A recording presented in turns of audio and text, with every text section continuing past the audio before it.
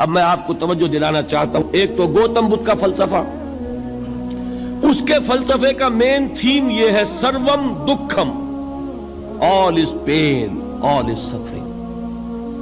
اور اس نے جو بھی اپنی محنت کی، یہ تو اللہ ہی بہتر جانتا ہے کہ اسے بعد میں ملا کیا اور کیا نہیں ملا. ایک بات آپ سے عرض کر دوں گوتم بدھ کے بارے میں، ایک بہت جید عالم، میرے نزدیک بر صغیر پاک و ہند کے علماء میں جو اس صدی کے علماء ہیں ان میں ان کا بہت اونچا مقام ہے، مولانا مناظر احسن گیلانی رحمت اللہ علیہ. گیلان قصبہ ہے ایک بہار کا، وہاں کے رہنے والے تھے. ان کی زندگی زیادہ گزری حیدرآباد دکن، عثمانیہ یونیورسٹی میں استاد رہے. انہوں نے گوتم بدھ کے بارے میں یہ لکھا ہے کہ میرا یہ گمان ہے کہ وہ بھی اللہ کے نبی تھے، اور اس کی دلیل دی ہے. قرآن مجید میں ایک رسول کا ذکر آتا ہے ذوالکفل، اور یہ ذوالکفل وہ ہے جس کے بارے میں ہمیں کچھ پتہ نہیں. قرآن مجید میں بھی ایک جگہ ذکر آیا ہے. نمبر دو یہ کہ کسی حدیث میں اس کی کوئی ہمیں وضاحت نہیں ملتی، نہ حضور سے پوچھا گیا نہ حضور نے اس کی وضاحت فرمائی. اب یہ ذوالکفل ہے کون؟ تورات میں جو نبیوں کے نام آتے ہیں ان میں سے کسی نبی کا نام ذوالکفل کے آس پاس نہیں بنتا کہ یہ سمجھا جائے کہ یہ اس نام کی بگڑی ہوئی یا بدلی ہوئی شکل بن گئی ہے. تو انہوں نے جو کہا ہے وہ بات وزنی معلوم ہوتی ہے اس اعتبار سے کہ کپل وستو، کپل پے جو ہے وہ عربی میں ہے نہیں، وہ فے بنتی ہے. تو ذوالکفل کے معنی کفل والا، اور یہ کفل جو ہے کپل، کپل والا، جس کو ہم کہتے ہیں کپل وستو کا شہزادہ. تو انہوں نے یہ کہا ہے کہ گوتم بدھ کے بارے میں یہ خیال، یہ میں عرض کر دوں کہ اس کو ہم یقین سے نہیں کہہ سکتے، یہ ان کا گمان ہے، خیال ہے، واللہ عالم کہیں گے ہم، لیکن امکان ضرور موجود ہے. قرآن کہتا ہے وَلِكُلِّ قَوْمٍ ہَادٍ، ہم نے ہر قوم میں ہادی بھیجے.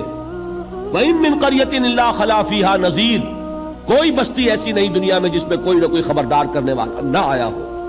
تو یہ ممکن نہیں ہے کہ وہاں نبی نہ آئے ہوں، لیکن ان کی تعلیمات اتنی بدل گئی ہیں کہ ہم ان کو پہچان نہیں سکتے. حضرت مسیح علیہ السلام کی تعلیمات اگر عیسائیوں سے ہم سمجھیں تو کبھی بھی انہیں اللہ کا نبی نہیں مان سکتے. یہ تو قرآن مجید میں آ کر حضرت مسیح علیہ السلام کی اصل حقیقت ہمیں پائی، ورنہ تو خدا کا بیٹا ثالث و ثلاثہ ان کو کیسے ہم مانتے. لیکن یہ کہ قرآن نے بتایا تو جان لیجئے ہو سکتا ہے کہ گوتم بدھ بھی اللہ کے نبی ہو، لیکن ہو سکتا ہے کہ درجے میں کہیں گے، یقین سے نہیں کہیں.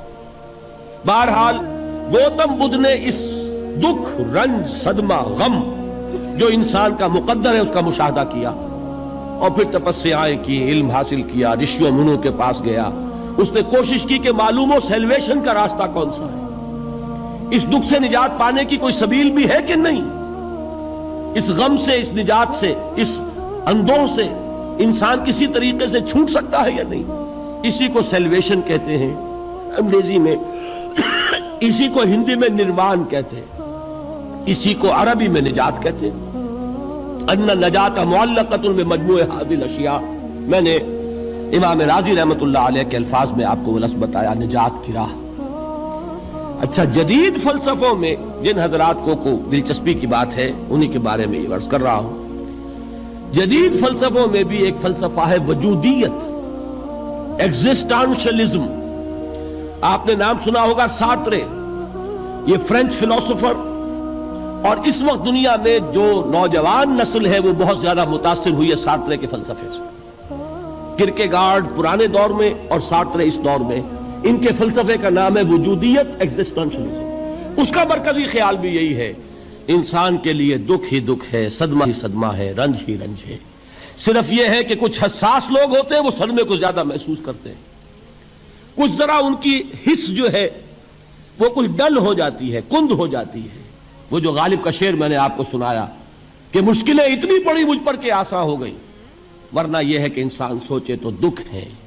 اب یہ دکھ جو ہے اس سے نجات کا کوئی راستہ بھی ہے کہ نہیں، یہ کوسچن مارک ہے، جس کا جواب ہے تیسری آیت میں اِلَّا الَّذِينَ آمَنُوا وَعَمِلُوا الصَّالِحَاتِ وَتَوَاصَوْا بِالْحَقِّ وَتَوَاصَوْا بِالصَّبْرِ. جو ایک نا امیدی کی کیفیت طاری ہوتی ہے، وَالْعَصْرِ إِنَّ الْإِنسَانَ لَفِي خُسْرٍ، زمانے کی قسم ہے تمام انسان برباد ہونے والے ہیں، تباہی میں ہیں، گھاٹے میں ہیں، ٹوٹے میں ہیں.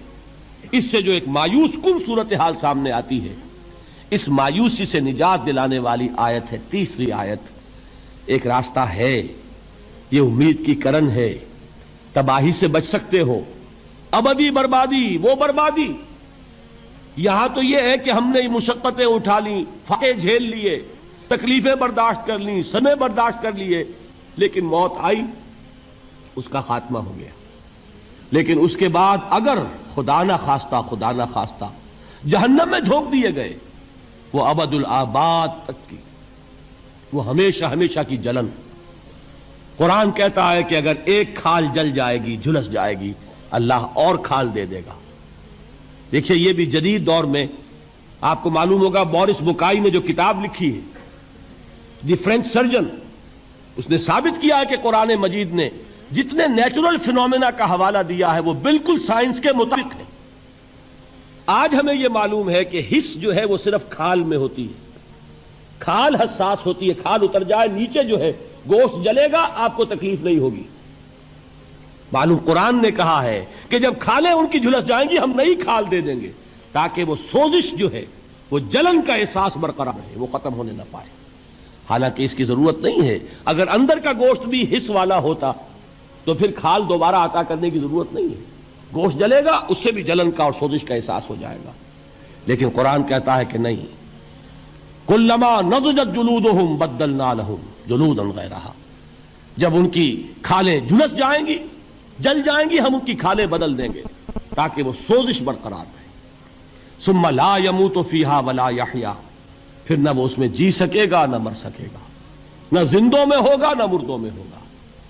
موت کو پکارے گا، کاش کہ موت آ جائے جو مجھے اس مشقت سے اور مشکل سے چھٹکارا دلا دے۔ وہ موت جس سے اس وقت ہم بھاگتے ہیں، اگر خدا نہ خواستہ اس جہنم میں جھونکے گئے تو پھر موت کو پکاریں گے اور موت نہیں آئے گی۔